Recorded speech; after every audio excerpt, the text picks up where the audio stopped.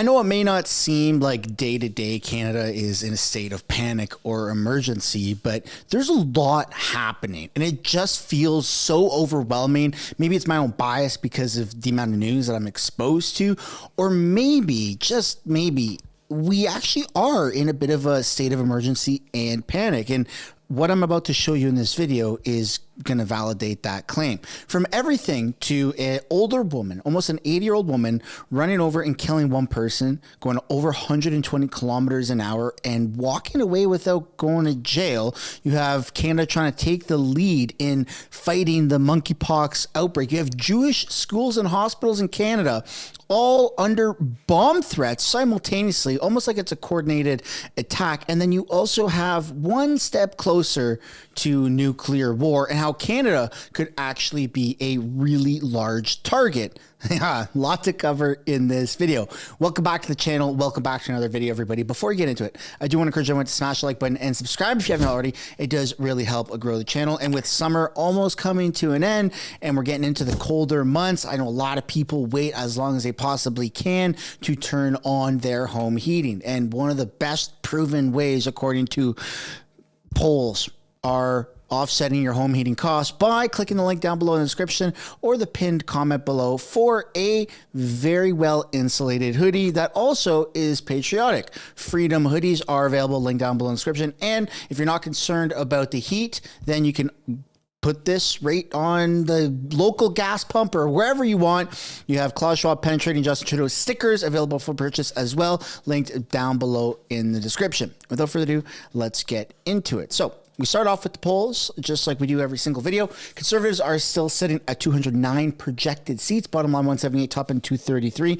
Justin Trudeau and the Liberals are at 75 projected seats. Now, I'm still scratching my head a little bit as to how Justin Trudeau went up from 70 or 69 to 75 seats. And it doesn't really seem like there's been anything that has validated for that to actually happen.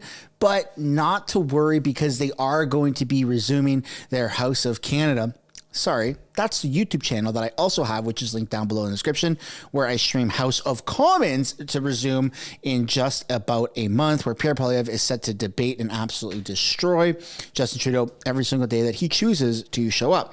And then you also have 99% likely across the board for winning the most seats for the Conservatives and for winning a majority government. So even though the polls have taken a bit of a shift, hasn't been anything drastic. And now we're just going to dive off into the deep end here and look at one of the most controversial stories that has popped up in the past 24 hours here in this country.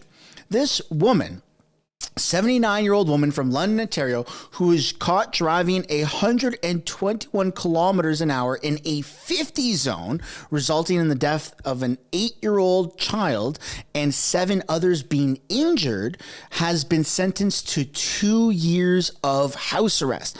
A lot of people are wondering, what the hell happened? How is this even possible? This doesn't make any sense. And we're going to be taking a look at that in a moment. My quick response was this: did she pass out while driving? Did she have a heart attack? If she was intentionally driving that speed in that zone, the punishment does not fit the crime, especially after an 8-year-old died and 7 others injured. And a lot of people are just wondering, how is this even possible? Can you really run somebody over in a vehicle in Canada and walk away without being punished? Well, that answer is yes, but it's not that simple. So there are many factors to consider when looking at this, right? What is vehicular manslaughter? Is accidentally killing someone murder while you operate a motor vehicle? The definition of vehicular manslaughter or vehicular homicide is a crime that involves the death of pedestrians, cyclists, passengers in the vehicle with the offender or occupants of another car. The crime involves the death of another person other than the driver. The Criminal Code of Canada mentions the following driving offenses causing death that might result in the charge of a motor vehicle homicide: dangerous driving causing death, that has happened. Criminal negligence causing death, failure to stop for police causing death, street racing, impaired driving, hit and run. So there was no hit and run, and there doesn't seem to be any impaired driving. So everyone's just kind of wondering, what the hell happened? Were the brakes cut? Did she intentionally do this? So now let's take a look at some of the exceptions, right? How to defend motor vehicle homicide charges. You were not impaired by alcohol or drugs. It does not seem like she was. You were not excessively speeding. That is an understatement. 121 kilometers an hour in a 50 zone is literally the textbook answer for excessive speeding. You were not driving while distracted. That's inconclusive. You were obeying the laws of the road. Well, excessively speeding is not obeying. And then you take a look at some other things that provide flexibility. Poor visibility or bad weather, wildlife, the actions of your passengers. It doesn't seem like any of those have been considered, like those aren't relevant at all. The actions of the other vehicle driver, the actions of the victims, the mechanical failure that could not reasonably have known about. And that seems to be like the only talking point that is potentially being used to defend this case. All right, so the individual in question drove her Honda CR-V westbound through the intersection of Wonderland Road and Riverside Drive at high speed in the evening of November 30th, 2021. And the reason why we're only hearing about this case now is because the decision for the sentencing, or in this case, the house arrest, has just been made. And it's actually being appealed. The vehicle clipped the back of a bumper of a Jeep, stopped at a red light, and struck a light pole. It then slammed into a group of guides and their chaperones as they walked on a sidewalk towards a nearby green space to make snow owls. 7 other troop members who were walking with the group suffered injuries, some of them life-altering. So something is missing, says the judge. The offender's comments were moving and obviously heartfelt. However, it struck me that something was missing. She did not acknowledge that she was responsible for the harm done. She expressed her deepest sorrow for what happened as opposed to what she did. And this is becoming an extremely controversial piece because the lawyer gives reasons for the appeal. Miller explains reasons for the appeal to reporters, saying it was filed in part of the individual in question who would avoid jail time if incarceration was part of the sentence. From my perspective, to put her in jail could kill her at the age of 79. However, even though this client avoids incarceration, Miller said he wants to make legal arguments to challenge similar cases whereby negligent action could lead to jail time when the accused didn't intend to cause harm. Obviously, there's some relief that she's not going to prison, he told reporters. Miller said that the driving ban is reasonable, but the person who just committed this crime, who goes by Ronnie, continues to insist her vehicle's brakes failed to work properly that night. Evidence provided by experts during the trial show the accelerator was pressed down while the car went through the intersection and the brakes weren't touched. And so this is why there's so much outrage, because there's seems to be undeniable evidence that this was a form of negligence, that indeed there was no efforts to press down the brakes. Likely in the investigation, there was no tire marks, skid marks on the road to show that there was an attempt to slam on the brakes. And through their investigations, I don't really know how, but they were able to determine that in fact, it shows on the pedals that the brakes were not pushed in the time or before leading up to the incident. And Reddit is also has some things to say about this. And it's really just kind of, everyone is so confused. Like, how did this happen? What the hell is going on? And how is this person able to pretty much stay at home after killing a child from a motor vehicle accident? So this person right here, the top comment on this Reddit post is, "What an awful miscarriage of justice." And then you see confused in panic. Her words, "I didn't intend to injure anyone." Okay, but you intended to do 121 kilometers in a 60 or 50 zone in winter. What the heck is wrong with you? And as we kind of move on to the next story, I just want to pass a question off you. How do you feel about this? Is this like outrage? Does it deserve the outrage? Should this person go to jail, or should there be more of an investigation so we can find out more? I'd love to know what you guys have to say about that. Now we're taking a look at monkeypox. Justin Trudeau's mistress, Melanie Joly, is trying to take charge on fighting monkeypox. So in this report, you see Canada announces $1 million to help stem monkeypox in Africa as Liberals craft a contentional plan. And it's not just $1 million. It's actually much more than this. In a news release that was dated 2 days ago, you have Canada's currently supporting the WHO's response to the current monkeypox outbreak in Africa through a $2 million contribution with an additional $1 million contribution. So Canada is now pledging $3 million to fight this, which is just so much more money on something that isn't really here in Canada. So why are we taking the charge? Well, it turns out that the government is actually trying to nip this in the butt here in Canada before there's a widespread outbreak. I know everyone's eyes are rolling. Ottawa monkeypox vaccine clinic is fully booked. So everybody in Ottawa seems to be rushing to get those monkeypox vaccines. Let's take a look at the breakdown here. Public health officials are ramping up vaccination programs to limit the spread of Mpox after the WHO declared the disease a global health emergency. CTV's Peter Sperling has more on the increasing demand for vaccines here in Ottawa. Adam Awad is getting ready for a fully booked Mpox pop-up vaccination clinic at Max Community Health in Centertown. So we launched the appointments on Saturday morning, and by Monday morning, all 36 spots were booked up, and we have a wait list of about 10 people. The World Health Organization has declared the spread of Mpox a global health emergency. With all the media and the WHO announcement, more attention within the community has been on Mpox. Mpox is an infectious disease. It can cause a painful rash, fever, and swollen lymph nodes. But who's at risk? Anybody can get Mpox. It's close skin to skin or mucosal contact. So, if you're kissing somebody, if you are having sex with somebody, if you're sharing a bed with somebody who has a case, then it's possible to have it passed on. In Ontario, in particular, we're seeing it mostly among men who have sex with men. But anybody can get it. There have been about 100 cases in Ontario so far this year, 5 in Ottawa. In Canada, the epidemiology is such that the vast majority of cases are circulating in the men who have sex with men community. And the risk factors for this infection are men who have sex with men who have multiple sexual partners. Again. And so the online rhetoric has been, hey, how about you just don't have sex with other men if you're a man and you'll be fine. But I'd love to know what you guys think down below in the comments about this outbreak. Is this something that if there are shutdowns or mandatory vaccinations, are you going to comply? Where do you stand on this? I'd love to know your thoughts. And just kind of circling back to some crime here in Canada, you have a couple more crime stories that have really made some headlines. So in Whitby, a family was heartbroken over a 14-year-old son found strangled in car at Oshawa Mall.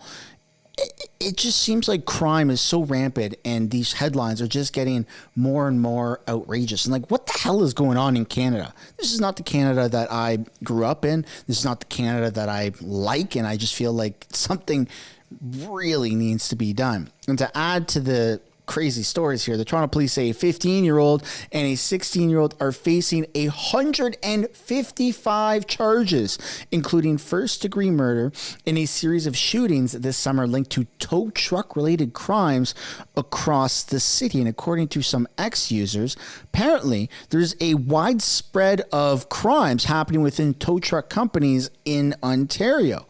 Very, very bizarre.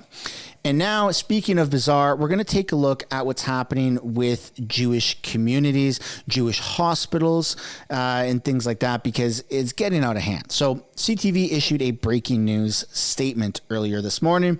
Multiple Jewish organizations and hospitals across Canada have received identical bomb threats.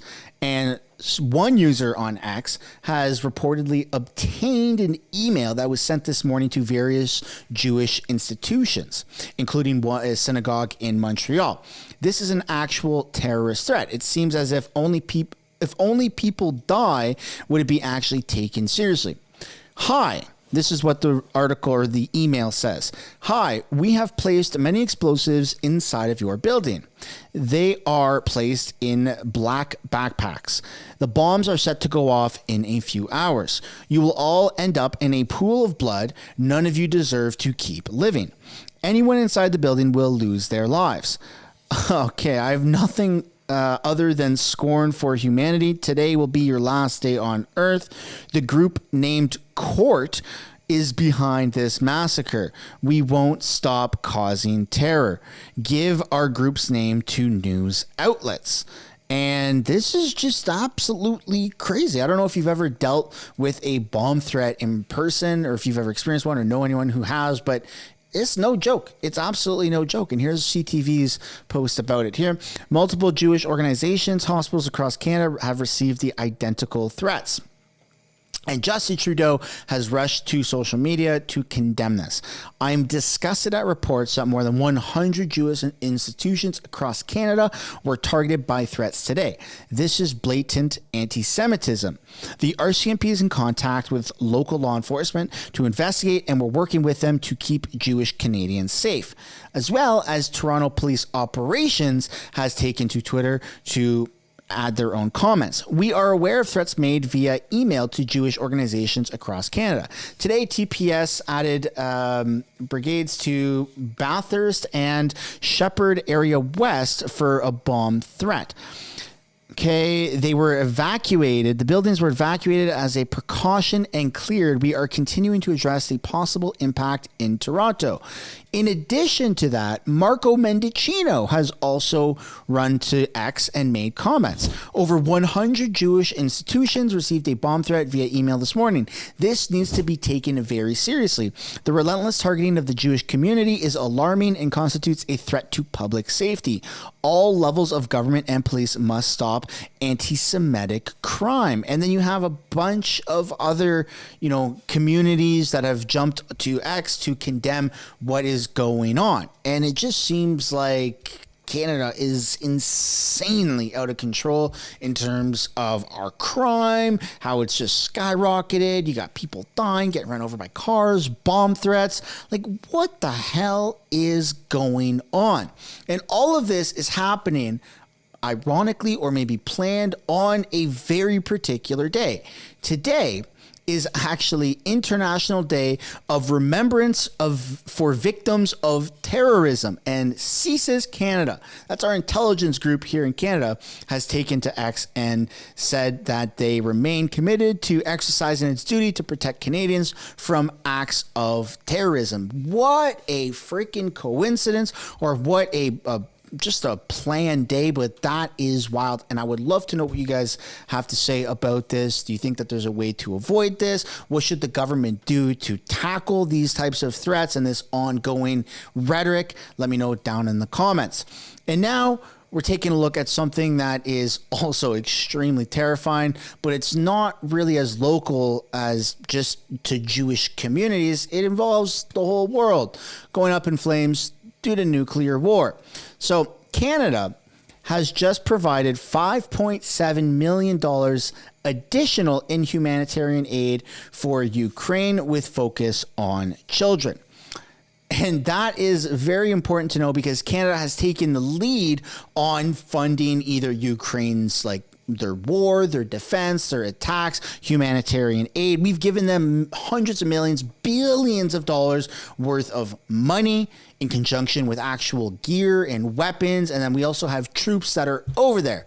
So why is Canada going to be a target, you may ask, because I did make that claim at the start of this video. Well, reports have just came out that the president of Belarus has says that if NATO troops enter Ukraine, nuclear weapons will be used. And all of this is coming to light because Ukraine, whether it's actually happening or whether it's the mainstream media that has flipped some sort of narrative, the thing that's happened is that Russia has invaded Ukraine several years ago, and Ukraine was on defense. But not too long ago, within the past couple of weeks, Ukraine has flipped the script. And according to mainstream media, Ukraine is now on the offensive and they are attacking Russia on Russian soil. So all of Russia's allies, including Belarus, is now saying, whoa, we're going to get ready for a nuclear war. And also you have President Joe Biden has recently stated that they're getting ready for a nuclear war. But if we take a look at Belarus, does Russia support Belarus, or is Belarus a part of NATO? Belarus is cool with NATO. They don't really have any war or beef with them, for lack of better words. But they do have a massive coalition, and they're very big allies with Russia. So that is something to be on the lookout for. And then you have this article here from Fox News that they kind of explain this offensive push and how if this keeps happening and Russia keeps having to be on the defensive, then they're going to start using nuclear weapons. So why is this Canada's problem? Well, Canada has been proud, at least Justin Trudeau and Liberal supporters have prided themselves on how much we have given to Ukraine. And that also is the Conservative Party of Canada. For those that either agree or disagree with that, it's just a fact. Pierre Poilievre has actually criticized Justin Trudeau that we aren't giving Ukraine enough. I don't really like that. I don't like to hear that because I feel like we should be minding our own business. They are not a part of NATO. We may have trade deals with them, but we should be focusing on our own economy and our own people. But nonetheless, you have pretty much every single party out there supports giving this much aid and this much stuff to Ukraine to fight Russia. So that just directly and indirectly has put a massive target on Canada. And we aren't that far away on a map from or within ballistic missile trajectory from Russia. And so Canada isn't really set up to defend ourselves properly, especially when you take a look at how many nuclear weapons we really have. And if your answer is anything above zero, you would be very, very wrong. Once upon a time, Canada had 4 nuclear weapon systems. But right now, Canada signed treaties prohibiting the use of nuclear weapons, and we reportedly don't have any. So whatever we have had in the past, we don't have right now. And this may very well be another Cold War, so to speak, although there are a lot of people at war, a lot of countries at war, a lot of stuff happening. In terms of nuclear war, it may just be a cold nuclear war where there's just a standoff saying we can do it, no, we could do it, we're going to do it. And that's just kind of the rhetoric right now, which is very scary because we're talking about not just the annihilation of a country or a few countries, but potentially something that is irreversible to this planet, which is why Elon Musk is trying to push us off the planet out into space onto another planet before you have nuclear war. And it's not just me saying it. You have mainstream media all over the world saying it. For instance, the Telegraph is saying nuclear war is much closer than we dare imagine, which is very, very scary. And if you're thinking, of course, America is a massive superpower, arguably the biggest superpower in the entire world for the military. When you look at how many nuclear weapons every country has, reportedly, Russia actually has more. Apparently, Russia has 5,580 weapons, and the U.S. has 5,044. Now, that's a combination of retired warheads, stored warheads, and deployed warheads. And then you look at China, and they have 500. And then you start going down the list with France at 290, and then it jumps down to the United Kingdom. So it is almost evenly dispersed between what seems to be the two big groups in the world. You've got NATO, America, the us good guys, and then Russia, China, and all of the bad guys, depending on how you look at things, right? We're on this side of the world, so technically we should all view ourselves as the good guys, even though NATO is doing some very, very questionable things that is kind of expediting, the trajectory towards nuclear warfare. But nonetheless, for the sake of argument, we're good, they're bad. When you look at who has what, it's just kind of evenly spread out that it's 50-50 or close to it. So it's very, very scary times. And it just feels like with an election coming up and with the spread of monkeypox and crime going rampant and an assassination attempt, with America, that is, I'm talking about, it just feels like so much is happening in such short amount of time. So if you're getting stressed, don't worry about it. Everybody is also in the same boat of getting equally stressed. Unless, of course, you don't care about the news, you don't watch the news, then in that case, you probably wouldn't be watching this video. And if that's your thing, then awesome. Congratulations. You've dodged a massive amount of stress. But for all of us, yeah, stress levels are just going up and up and up. So to reduce everyone's stress, I'm going to cut the video off right now. Thank you so much for watching. I'd love to know what you guys have to say down below in the comments about any of the topics that were covered. And on your way out, I would like to encourage you guys to smash that like button, subscribe if you haven't already, and we will see you in the next one. Bye for now.